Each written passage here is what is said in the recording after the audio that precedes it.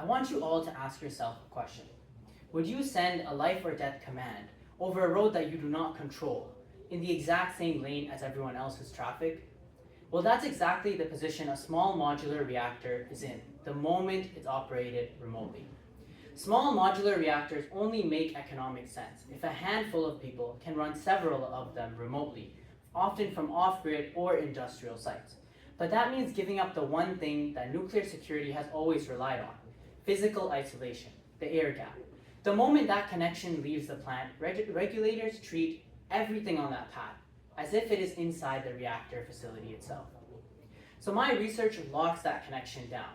An encrypted authenticated tunnel, a virtual private network, specifically IPsec, running Internet Key Exchange version 2 to keep the connection open and monitored, and AES 256 GCM, which encrypts and authenticates in a single step, so it can't be read or forged in transit.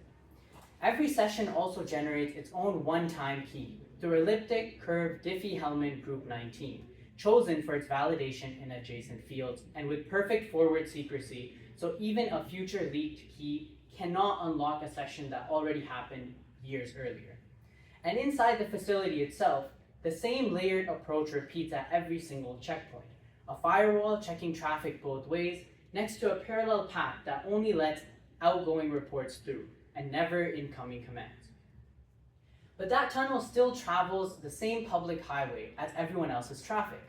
And that is a critical aspect of my research, that even a fully encrypted connection gets caught in the same congestion as everything else on that road. Congestion that's been measured to push worst case delay to up to 36 times the average, something that researchers call the noisy neighbor syndrome. A shutdown command that arrives late fails exactly like the one that doesn't arrive at all.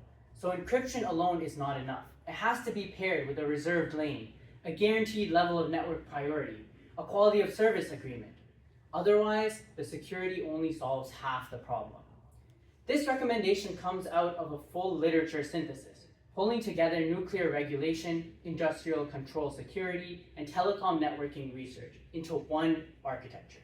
Right now, I'm taking that architecture one step further by building it inside a virtual test network, checkpoint by checkpoint, to prove that it holds up before it's ever tested on something real. As small modular reactors move from single sites to entire fleets, both halves of this problem, what's inside the connection and the road that it travels, have to be solved together. Thank you.